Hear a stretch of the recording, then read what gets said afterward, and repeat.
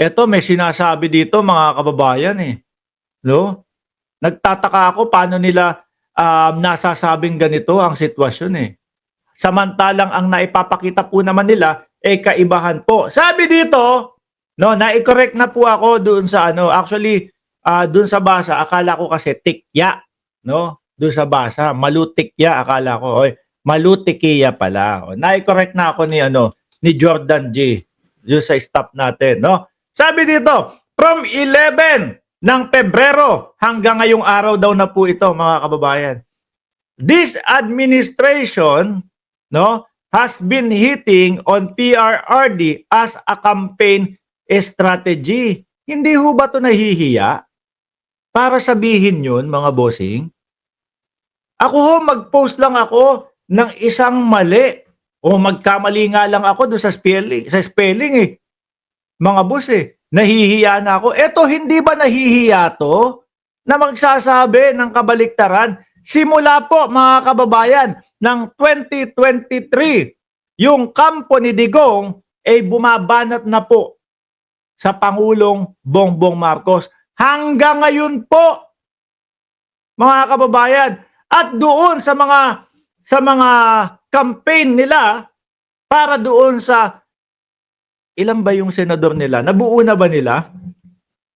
Hindi yata, eh, 'no? Kinuha lang yung iba, eh. Simula po nung kampanya, eh, bukang bibig na po nilang lahat doon sa pangangampanya nila, mga kababayan, eh, si Pangulong Bongbong Marcos. Pajulit-julit. Ano po? Paulit-ulit, mga bossing. Oh, nandyan yung adik.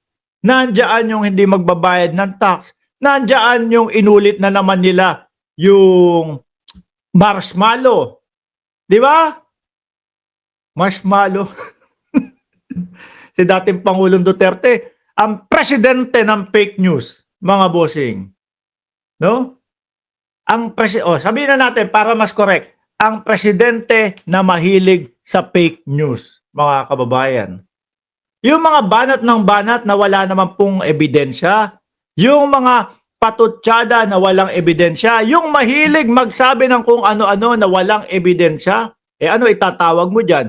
Presidente. O naging presidente siya, di ba? Ng fake news. Yung paulit-ulit, puro adik si Marcos, wala namang maipakita ebidensya. Ngayon ho, mga kababayan, hindi ako magtataka kung bakit, no, yung iilan nila na mga tumatakbong senador, eh hindi pa ho makapasok kahit man lang pang 20. Bakit ho, mga bossing? Panay po ang naririnig ng sambayan ng Pilipino sa kanila, eh pagbanat kay Pangulong Bongbong Marcos. Imbis na ilatag nila yung plataforma de gobyerno nila, mga boss. No? Eh ayun. Nauubos yung oras. Kakapanira. No? Kay Pangulong Bongbong Marcos. Tapos sasabihin campaign strategy daw po nung mga senador ni Pangulong Bongbong Marcos ay si dating Pangulong Duterte. Di ba? O may tinatanong si Dondon na parang diskumpiyado kung may naniniwala daw ba sa vlogger na ito o kay Mark Ramos. Naniniwala ba kayo sa vlogger na to? Pakisagot na lang si Dondon Goyonan Jr. Baka ng matauhan. Oh. Di ba mga kababayan?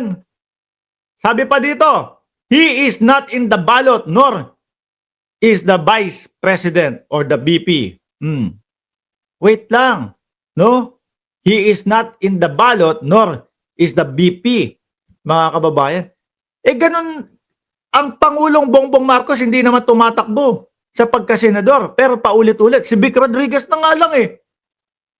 Di ba? Pati po doon sa mga debate. Imbis na plataforma de gobyerno ang kanilang ilatag, wala. Puro bukang bibig, Bongbong Marcos, Bongbong Marcos. Bayan. Tapos hindi. Mana pala to kay dating Pangulong Duterte. No po? Kasi sabi ni dating Senador Trillanes, mga kababayan, eh yang si Duterte, ang gawain niyan, kung ano yung mga ginagawa niya, ibibintang niya sa iba. Kaya pala, mga bossing, the diversion will backfire in the face of a growing protest. Votes, ayan na naman. Ay, nako. Pag nakita ninyo yung resulta nitong darating na eleksyon, baka mag-iyakan kayo. Baka iba na ang sigawan ninyo. Baka yung sinasabi nyong 35 million, wala na. Ano po ang magiging, nakikita ko na po kung ano ang magiging mga ano niyan. Sasabihin niya mga yan, mga bossing. Alam niyo kung ano ho? Dinaya kami. Dinaya kami. Minanipula ni Marcos Jr. yung eleksyon. Ganyan na ho yan, mga kababayan. Diba? Sabi ni Lem 2.0, dyan ka magtataka. Di si PBBM ang tumatakbo, pero sinisiraan pa din ang Pangulo, halatang bitter. Gano'n naman ho talaga. Akala ho nila, ikapapanalo nila yun.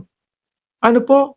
Imbis na, ganito ang gagawin kong batas. Gagawa ako ng batas para sa mahihirap, para kung sakaling magkasakit, panigurado na merong mga gamot na maibibigay, etc., etc., at hindi magiging kawawa ang ating mga kababayang mahihirap. Imbis na ho, mga ganun. Wala. Paninira lang ho. Ano po? Ako nakikita ko sa mga, eto, May 13. May 13 ha? O yan, itatak nyo to. Itagaan nyo sa bato to. May 13, mga kababayan. Makikita nyo, itong mga ito, ang post na nitong mga ito, dinaya ang kandidato namin. Dinaya ang PDP laban. Ganyan na ho yung mga yan. Mga boss, no? Pero, ang katotohanan ho, sila ang may kasalanan. Dahil po, sa maling strategy nila. Paninira po ang strategy nila. Imbis na iparinig, ipaalam sa taong bayan kung ano yung magandang plano nila para sa ating bansa. Mga boss, no? Biglang, dinaya kami. Ganito, ganyan. Tumakbo tayo sa COMELEC. Mag-rally tayo. Kasi dinaya tayo. Magpapatawag na naman sila. Sasabihin na naman ng dating Pangulong Duterte, isog ka ba? Isog ka pa. Halika, sumama ka sa labas ng COMELEC. Mag-rally tayo doon. Ang gulo-gulo na nila, mga kababayan, ano? Minsan napapaisip na lang po ako, yung sinasabi ni dating Pangulong Duterte na mag-martial law, no? Na magma-martial law para yung panunungkulan ni Pangulong Bongbong Marcos ay tuloy-tuloy daw po.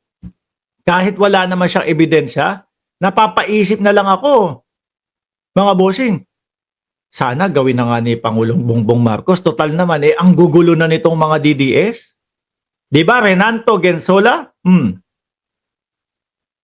Dahil po sa sobrang gulo nila, mag-martial law na lang para matigil yung mga panggugulo nila sa gobyerno. At ang gobyerno natin ay makapokus po, mga kababayan, sa pagpapaunlad ng ating bayan. Wala ka na makukuha dito sa mga to. Alam naman natin, hindi titigil ito Ano ho? Baka nga totoo kasi.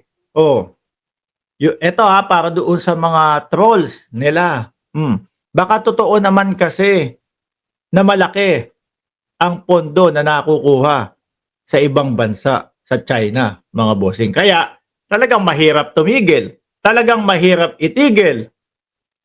Diba, Romeo Fuentes, hindi nila naipasok si Fiona sa presidente, kaya galit na galit sila. Mukhang malabo yun, sir, no?